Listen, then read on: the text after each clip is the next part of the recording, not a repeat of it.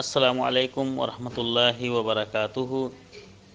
ابو ہریرہ رضی اللہ تعالی عنہ حدیث کے راوی ہیں، کہتے ہیں سمعت رسول اللہ صلی اللہ علیہ وسلم یقول کہ میں نے نبی کریم صلی اللہ علیہ وسلم کو فرماتے ہوئے سنا، شر ما فی رجل شح حالع وجبن خالع،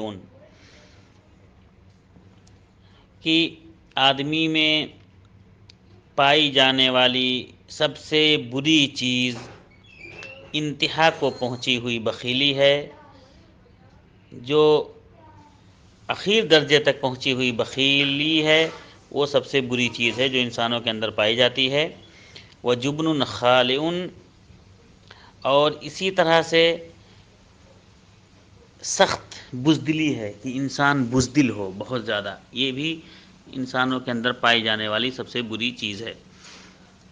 یہ حدیث ابو داؤد میں اور اسی طرح سے مسند امام احمد میں حدیث موجود ہے، اور یہ حدیث صحیح ہے۔